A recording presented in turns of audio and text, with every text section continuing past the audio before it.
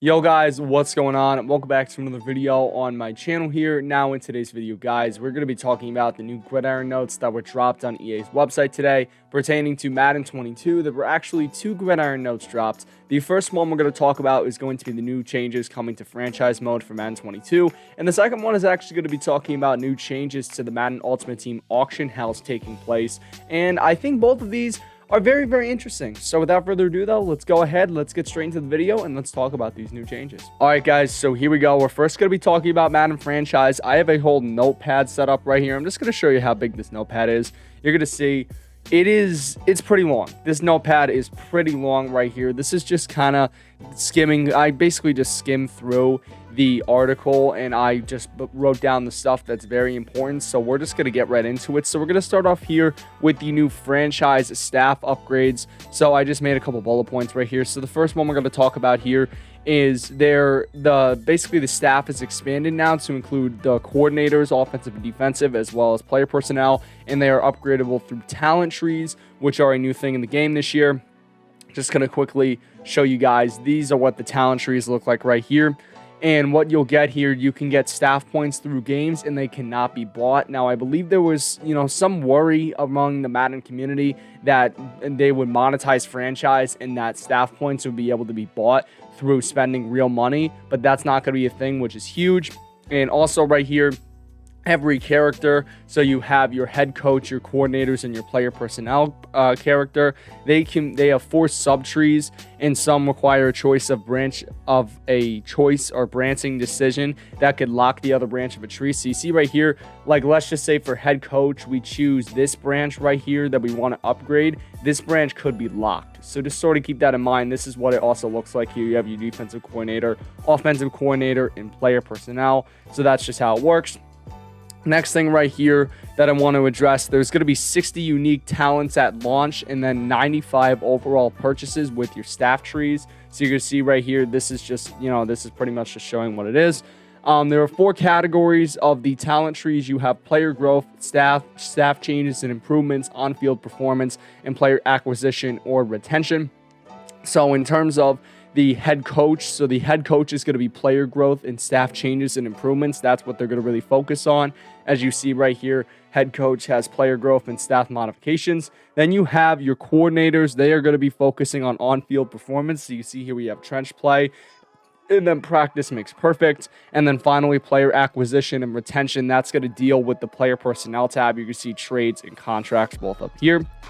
Next thing here is going to be, you are going to you are going to have the option to fire your coordinators or a head coach. Now, the head coach you can fire only if you're an owner. If you're not an owner, obviously you can't fire yourself, but you can fire your coordinators. And then also right here, you will get a staff point bonus to new head coaching or new coach hires. So I believe that's going to deal with head coaches if you're an owner, or offensive and defensive coordinators. So if you hire them, you will get a staff point bonus. And also those coaches could come equipped with staff points based on what he already has from a former team. So let's just say this user in his franchise fires his coach and he has a lot of upgrades on his team. If you pick them up, then you'll get a lot of staff points associated with that coach, and then you'll be able to upgrade your talent trees with that coach. Now, I believe that's what it was. Not entirely sure, but I'm just kind of going off of what I heard.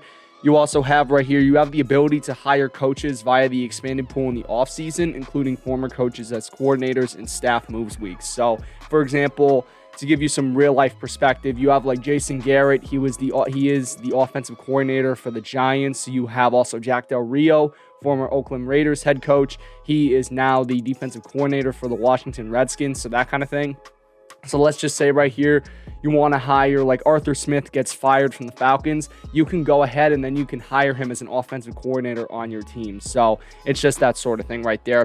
And then there's also going to be a scouting overhaul, and that's going to be coming through a live service update or a title update in September. And it's going to require you to restart your franchise, but it's going to look like this. You're going to have your scouting assignments, and then this is just an example right here of the regional breakdown. This is right here. This area scout found 5 players. He projects his quarterback as number 1, left outside linebacker is number 2, and then it shows his strengths and his weaknesses as well as his tier, and then the positions that I believe it's either that you pick for him or that he specializes in. I think it's the positions that you pick for him, but I'm not entirely sure there. Next thing right here we're going to go over is going to be the weekly strategy tab. So let me scroll down right here, and we have the weekly strategy right here. So there's a lot of things to go over in this. So there is new offensive and defensive game plan screens that show information about your opponents. So this is an example right here. You see weekly strategy. You have Ronald Jones right here for the Tampa Bay Buccaneers. It shows the inside run player stats. So it shows how many his rating, how many yards he gets, how many yards per carry, and how many touchdowns, and where he ranks in those categories. And then you could use that to build a game plan, saying like, okay, let's try to stop the inside run. But then if you try to stop the inside run, you see you're also going to be downgraded in terms of they're going to be more effective on the play action pass off the inside run and then bouncing the runs outside. So you kind of have to sort of weigh the pros and the cons there in building your game plan. So in terms of the defense here, it focuses on your opponent's offensive stats and rankings, while your offense focuses on opponent's defensive stats and rankings. Your defensive game plans, you'll have defend the inside and outside runs, defend short, medium, and deep passes, as well as containing the QB scramble. So in the franchise deep dive video, we saw, I believe, containing QB scramble. There was like a screen with Lamar Jackson, and then you obviously had right here short, medium, and deep pass. I think that was Michael Thomas that was shown for that kind of thing. And once again, it's going to be the pros and the cons. Really, you got to weigh. Like if you defend the deep pass, for example, you will be more susceptible to like drags and all that kind of stuff, just basically underneath passes. So you sort of have to weigh the pros and the cons here. And then in terms of the offensive game plan, you have the option of running the ball inside or outside, throwing it short, medium, or deep, and then countering the blitz. And I believe countering the blitz, they showed, I believe, Shaq Barrett. I don't know if they have him right here. I don't know if they have his picture. I don't think they do. But that was just one of the things that they went over. And it basically shows like their ranking on blitzes and how they do, and if you want to counter that or not. Your defensive game plan focus, it shows a top threat player with next gen stats. So you saw that with Ronald Jones. You see how it goes right there. And then your offensive game plan, it doesn't show a player, but it shows team stats. So it shows like how the Buccaneers rank in terms of like certain defensive categories like sacks, interceptions, turnovers, that sort of things. And it will make you sort of build your game plan on that. Moving on here, each focus gives boosts and decreases to players, but it only triggers when you call a game plan play, which sort of ties into the next category, which is now when you're calling a play in the play call screen, there's going to be a new area called game plan where it's going to show you specific plays that tie to your game plan. So let's say, let me see if I'm going to do this right. So if you call, let's just say, for example, a cover 3, right? It's a deep coverage. You're going to be defending the deep pass. For example, your safeties will get an increase in, I believe, playing zone coverage deep, like in middle thirds, outside thirds. They're going to do better at defending that. But also there's a trade-off. Because of that, you're going to be more susceptible to like drags and that kind of stuff. I think that's what it is. I'm not entirely sure. Just trying to piece it together right here, but it sounds like that. So right here, let's see, you also have the ability to view play call tendencies of your opponent in different situations. So you have 1st and 10, 2nd and medium or long, and then 3rd and long. So it shows what kind of concept your opponent calls. Like they're calling a flood concept on 1st and 10. Maybe you have to watch for that. Moving on here. The drills now are completely removed from the game. So basically what you had in Madden 21 franchise and pretty much every other franchise before that was you could assign certain drills to a player and you can improve their stats and you get medals and that kind of stuff. That's completely wiped now. And all players are instead going to participate in a simulated practice that awards XP for the week. Now, keep in mind, the free practice is still there, so you can still practice and you can lab stuff with your offense. So sort of keep that in mind there. Moving on here, there's a new managed player health and fatigue system. So this is the screen right here with managed player health. Unfortunately, I can't maximize it, but you're going to see right here. You have practice intensity, your reps, and I will talk about that. So let's see. It says here, players can only recover to a certain point, meaning they're never going to be energized like the start of the game. So this basically going to remove like running the ball the entire game and whatnot. So position-based stats will also decrease with fatigue. So I believe the example they give was a player like a running back, for example, has 92 speed. he's not going to have exactly the same speed. He's not going to be fully energized again when you move into like the third or fourth quarter deep into the game. Let's see. We have the player health screen, which is right here. It lets you manage fatigue levels. There's 2 practice choices you can do. There's intensity and reps. So with more intensity, which is a full pad practice, you're going to earn more XP and focus boost for your game plan, but there's going to be less recovery time for fatigue, and there's going to be a higher chance of injuries. And then there's the opposite for less intensity, which is half pads. So you're going to sort of have to weigh here, do you really want to go full pads and prepare for a big game, or do you want to go half and possibly risk a big injury on your team? Now, there's not going to be big injuries. I believe they'll only last about a week, but still, it's an injury that could really hurt you. Or do you want to go half pads, which means that you're not going to be as prepared, but it's going to lower the risk of injuries. So that's going to be a big thing right there. And it will also allow more time for players to recover. So then right here, we see there's another one. They can only, all right, never mind. Let's see. So there's also different reps you can do, which is starters, split, and backups. So basically, starter reps means that the starting quarterback or the starting running back, they're going to be getting the majority of the reps. And the backups will get some reps, but not a lot. Then you have split, which means that the starters and the backups are going to get an equal amount of reps. And then you have the backups, which means that the backups are going to get more reps than the starters. Pretty simple stuff there. And then like the backups will earn more XP, earn more game plan boosts, and all that kind of stuff. Let's see. There's also going to be fatigue recovery on non-game days, but it is going to lessen the amount of fatigue recovery as the season goes on. And if you're playing on a short week, like let's say you're playing, this is kind of tough. Okay, so let's say you're playing a Sunday night game or a Monday night game, and then you're playing a Thursday night game the next week. That's basically going to be, you're going to recover less from fatigue as opposed to if you were playing on Sunday and you have like a bye week and then you're playing a Sunday night game or a Monday night game, that kind of thing. You'll get more recovery from that. And also, when you're playing road games, you'll have one less recovery day that's going to sort of represent traveling to the stadium. So more realism is being introduced into Madden 22 franchise. I think it's amazing, honestly. And then if you think it's too much, there is a setting in franchise that does all of this automatically for you, which I think is cool. Kind of gets you acquainted and kind of lets the casual players sort of get acquainted with the feature, or they don't have to worry about it as much.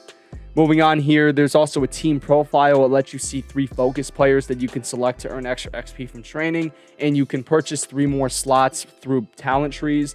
So basically, right there will be like, let's say, oh yeah, there's a really good one. So basically, it will show, like, I believe they did an example with the Chiefs. So you have Patrick Mahomes, Travis Kelce, and Tyreek Hill. It shows their fatigue, and then with more training, you can let them earn more XP. And then through talent trees, you can get 3 extra slots. So then you can do like defensive players. You have like Tyrann Mathieu, Frank Clark, and Chris Jones, that kind of stuff. Moving on here, you have a selectable weekly game plan goal that is in the team profile. It does let you choose a goal to earn more staff points, ranging from easy to hard, and then the harder goals will give you more staff points. And then you also have the ability, the profile will also give you snapshots of offense and defensive team ranks, and then you can even self-scout your tendencies. So I believe the example they gave was if you're calling verticals too much on 3rd and long and it's not working, you're going to see, and then you can switch up your game plan. Now, we're going to move on to the season engine. So there's going to be 30 new scenarios that take place from the preseason to the Super Bowl that have effects on when scenarios happen and what kind of scenarios you're going to experience. There's new modular cinematics, which shows 3D models and character models as opposed to just text messages. I think that's great. Text messages were kind of getting old, and it didn't really seem right. But now they're making a change to where it's going to be a bit more realistic. And there's a couple of different situations where you're going to experience, through the season engine. You have press conferences, which is basically how you're going to stop a player and whatnot. You also have the GM office, which basically can range from you talking about a prospect that's coming up from college, or it could be a more tense discussion where the GM basically gives you some goals that you will have to accomplish if you want to keep your job as the head coach. Right there, there's another locker room feature, then there's the locker room situation as well, where it'll let you see a coach to player interaction both before and after games. So before games, it could be There's adverse weather conditions out on the field. And then after a game, it could be like a coach congratulating a player on having a good game, that kind of stuff. There's also dynamic actor goals, which assigns goals to players and stories that will show up in the goals hub, and then staff points can be awarded if the goal is completed. So for example, right here, I believe they shown like Dwayne Eskridge. If I'm correct, he was like a rookie receiver, and those goals can be accomplished, and you earn staff points as well as boosts for him. I believe that's an example of this right here. And instead of getting a goal for a player like before, if you wanted to improve like Sony Michel's dev trait, for example, you'd have to rush for 150 yards in a game with him or score 2 touchdowns. That's completely wiped now. There's new rewards for doing this. And instead here, the goal will be tied to the player involved in the story, and it will also tie it together to the overall story in your franchise. And then if a scenario is, and then there's also bigger rewards for goal completion, which includes temporary boosts and nerfs for team or individual player stats. And if a scenario is completed, large or smaller boosts can be given. So there will be large boosts to attributes that can be given, and that will last long, and that will be a bit shorter, or last a bit shorter, probably for a game or two, while smaller boosts like +3 and +5 to a specific stat or multiple stats, that could be over a couple games, that sort of stuff. And then if you fail to complete goals, that can also nerf ratings on either a team or a specific player. And there also can be permanent boosts given via scenarios, so you can get like +5 catching to Tyreek Hill if you complete a goal, and that's going to last throughout the whole franchise as opposed to just a couple of games. And then you can also do Superstar X Factor abilities. They can be activated to start the game or be active the whole game if a goal is completed successfully. And then also you have staff points that can be awarded, as well as dev traits, XP, and morale for completing goals. So there's a lot of awards coming in here. You can really get a lot of stuff from, completing these goals. It kind of makes them worthwhile. So that's really, really cool. And then finally, or second to last, we're going to be talking about the franchise hub, the new redesigned franchise hub. So it's fully redesigned here. And the goal of this is to get relevant information to the player, including stats, games for the week, and weekly goals. There's a roster and team management that has been moved to the home screen. And there's even shortcuts to access different screens, like cutting players and all that. And then there's an activities tab, which makes, oh yeah, by the way, here is the picture of the new redesigned hub right there. You're going to see it has like your opponents, it has who you're playing, top stats, top player, that kind of thing. You also have right here as well you have activities, which makes up your weekly tasks to focus on, such as setting up your weekly strategy, interacting with the season engine, upgrading players, and playing games. You have so there's a manage roster activity, which gives you full control from the home tab, where you can sign free agents, make trades, and update depth charts. Basically, the main goal of this for Madden was to give people easy access. You don't have to go through multiple screens to do an action. You can do it all through the home tab, which I think is amazing. Like this is really, really cool. I think franchise is getting a huge upgrade this year.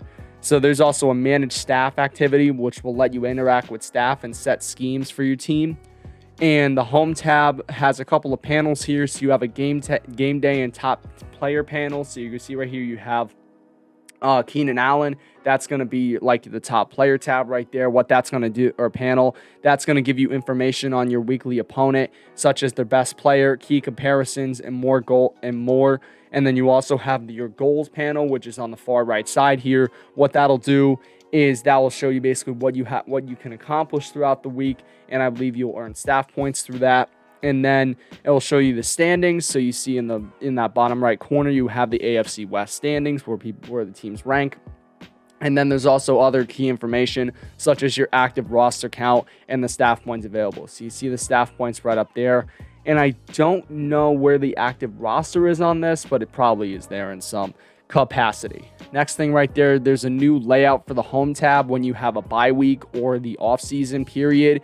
And it's going to be basically reimagined. So basically right here, team information is going to get replaced, or now it's going to come up with team information. It's going to show you what salary cap you have, as well as your top team needs. So I believe there's an example. So right here, you're going to see this is a bye week period. So now you have players ready to negotiate, scout college players, weekly strategy. You have all this stuff here, top team needs. So there's a new layout for that home tab. And then there's also Draft Central that will show up in the offseason period. It will give you the top 3 players at top need positions. So let's just say it will give you like top 3 players at middle linebacker, left end, and right outside linebacker, because the game knows that you're very weak in those positions if you're the Los Angeles Rams. So it gives you some players to look after if you're trying to upgrade that.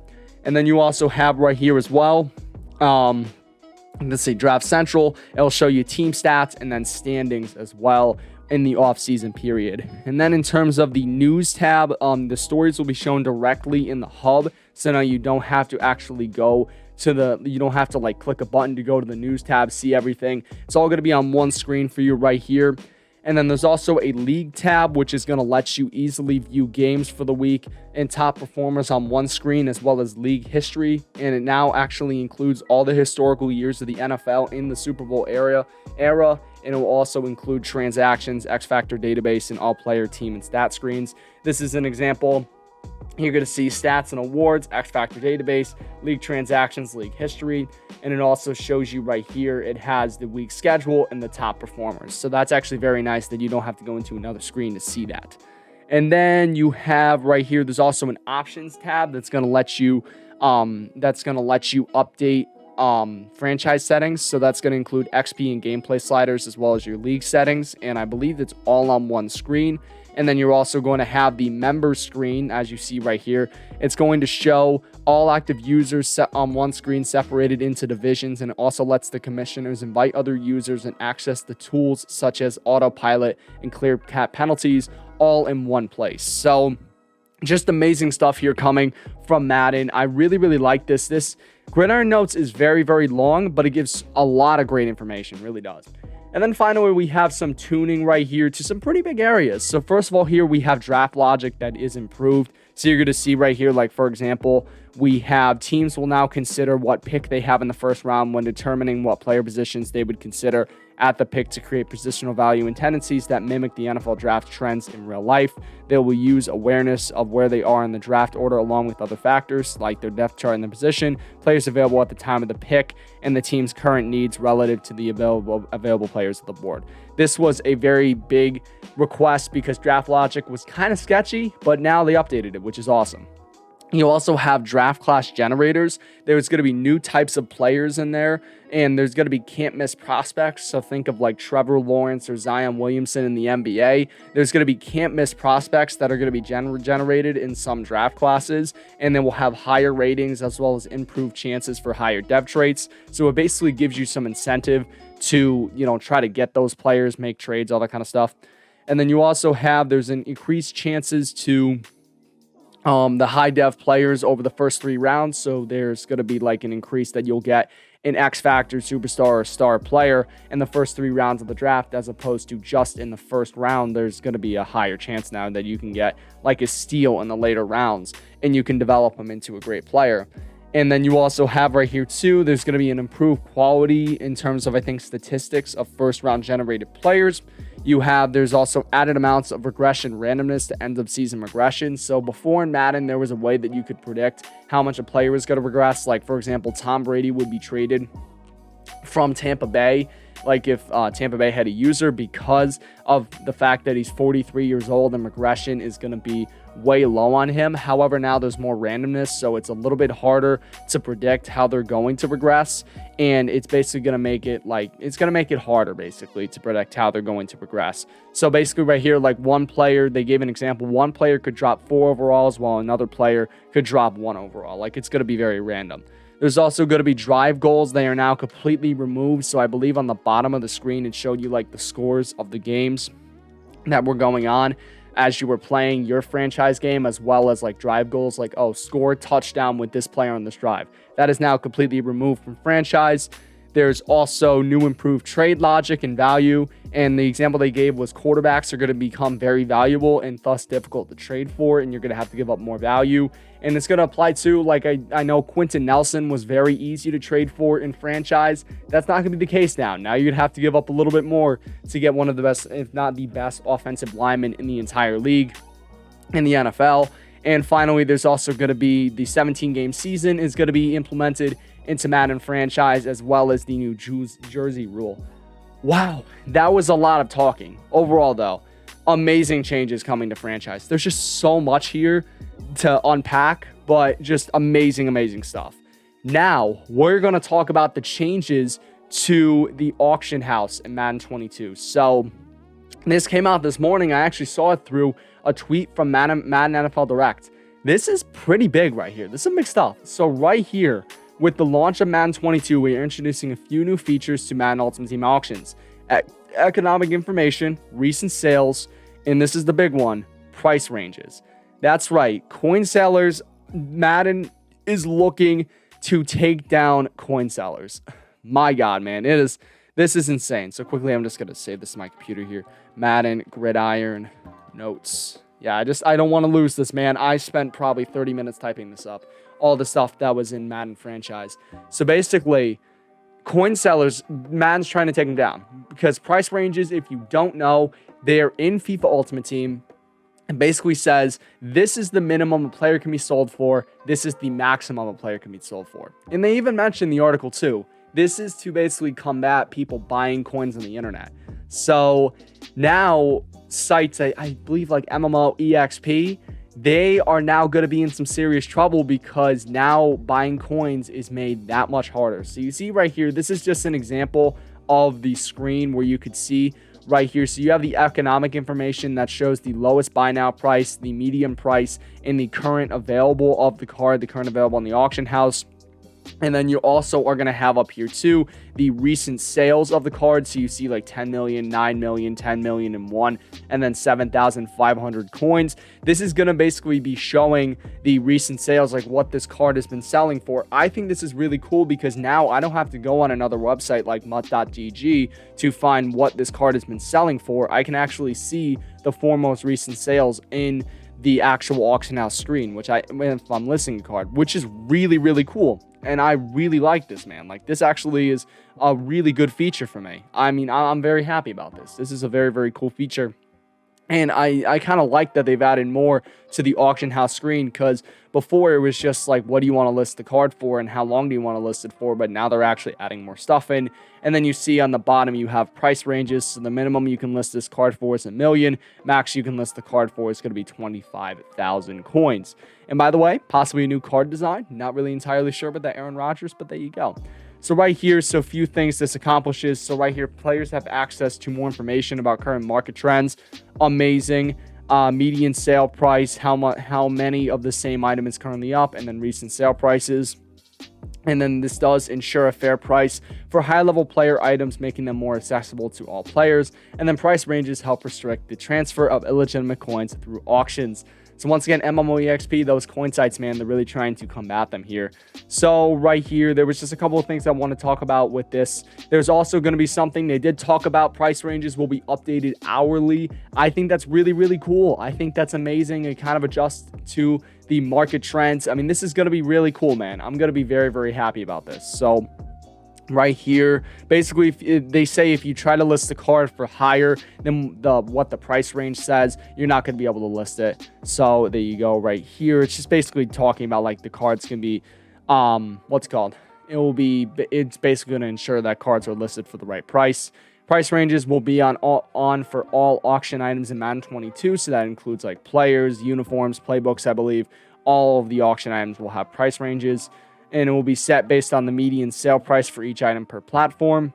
And then it says right here, distance of upper and lower range from that median price will be universal across all platforms, and it will dynamically raise and lower based on current market trends.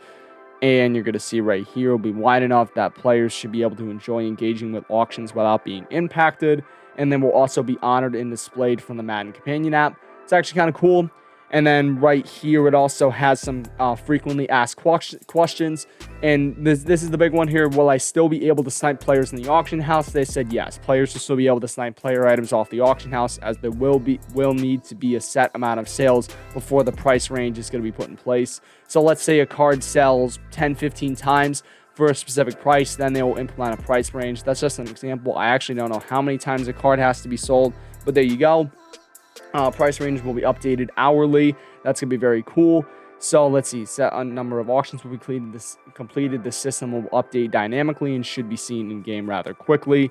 What happens if I post a player item above the price range? The current system will not allow you to post above the current price range. Players can always remove an auction item if the limit lowers below the posted price. Will EA be listening to community feedback? Yes, we encourage your feedback. So there you go. So overall here, price ranges are new in MUT. Recent sales overall, these are really good changes. I'm actually really happy here. Recent sales is really cool. Economic information is awesome. Just going to give you more information on selling cards. So guys, that's going to do it for this video.